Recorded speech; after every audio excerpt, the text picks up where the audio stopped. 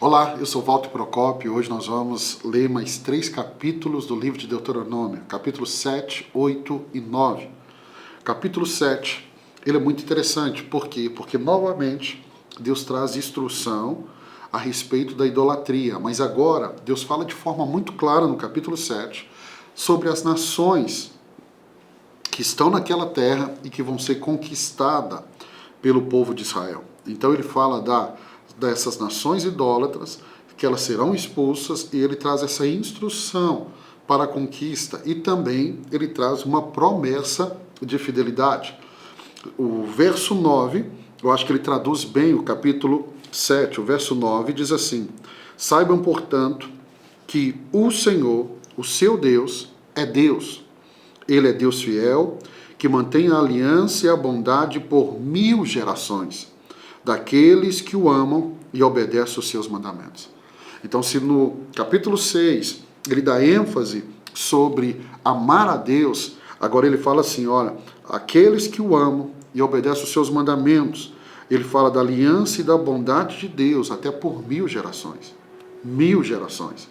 Ou seja, a sua bondade, a sua fidelidade vai alcançar seus filhos, seus netos, seus bisnetos, seus tataranetos, até 1000 gerações. Se você crê na palavra de Deus, você entende o impacto disso. O impacto de alguém que serve a Deus vai muito além dele, toca 1000 gerações. Então, quando eu vejo o capítulo 7, eu vejo a ordem de Deus primeiro, e do verso 1 ao verso 5, a ordem para destruir as nações da terra prometida. E a orientação aqui, por mais que possa assustar, você que está lendo aqui o Velho Testamento pela primeira vez, a ordem para isso é para que essas nações, e aqui ele vai falar dos hititas, gigaseus, amorreus, cananeus, fariseus, os heveus, jebuseus, das 7 nações principais ali, porque se eles permanecessem ali, eles influenciariam a nação de Israel à idolatria. Então a ordem para expulsar, para destruir essas nações, e o verso 6 e 11, deixa eu voltar mais um pouquinho no verso 1 ao 5. Lá em Gênesis 15, Deus fala sobre a taça dos amorreus, e ele cita eles aqui, que ainda não se encheu, a taça da ira de Deus. Então, Israel está sendo um instrumento de juízo de Deus contra essas nações.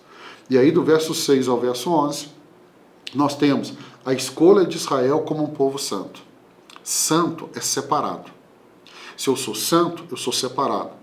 Separado por Deus e para Deus. Então, quando você entender a palavra santo, é separado por Deus e para Deus. E Deus estava separando o seu povo. Isso fica muito claro no capítulo 7.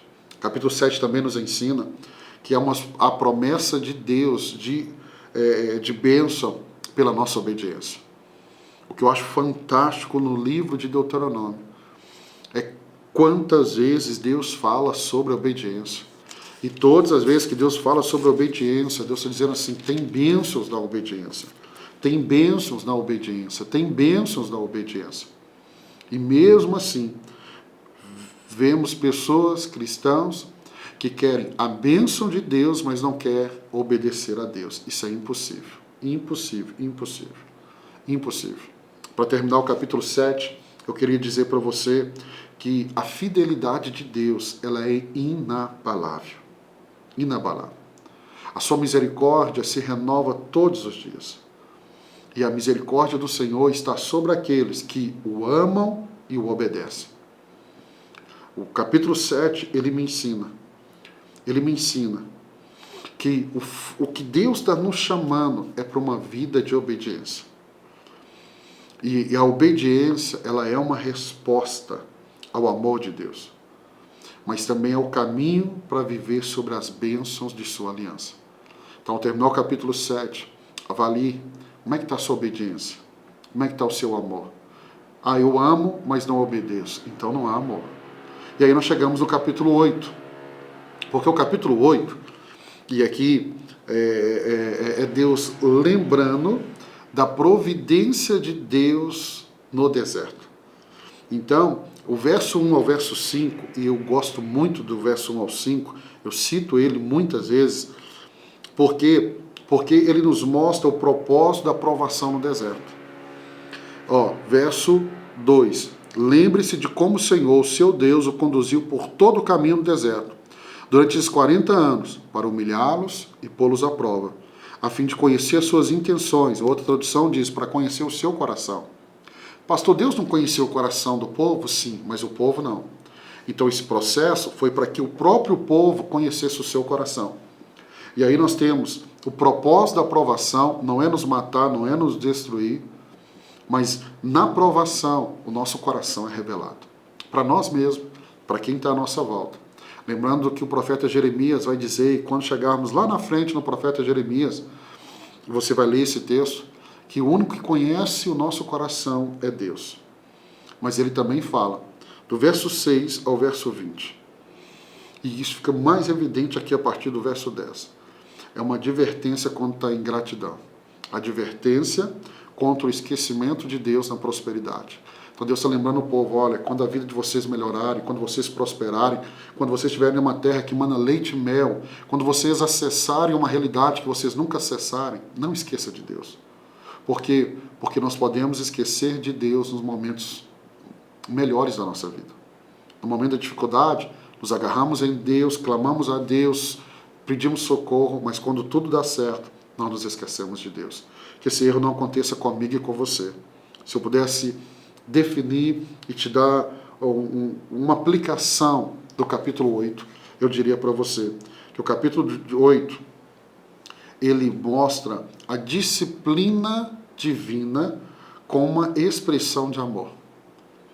E lá o escritor de Hebreus, ele vai falar que Deus disciplina quem ele ama. E é isso que estamos vendo aqui, no capítulo 8.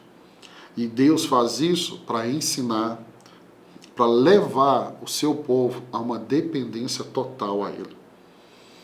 Eu destacaria aqui também a importância de nutrir a alma com a palavra de Deus. O que vimos nos primeiros capítulos aqui de Deuteronômio. Em tempos de abundância, temos que nos agarrar em Deus para evitar um orgulho e um esquecimento do Senhor ou um afastamento total dEle. E para terminar, capítulo 9. É um alerta contra a arrogância. É Deus dizendo assim, o mérito não é de vocês. Não é de vocês. Do verso 1 ao verso 6 do capítulo 9, a conquista não se deve a Israel. Cuidado para você não cometer esse erro de achar que é você. Não é você, é Deus. O mérito é de Deus. Não é meu, não é seu. O mérito não é de Israel. E aí, Deus vai lembrar o povo da rebelião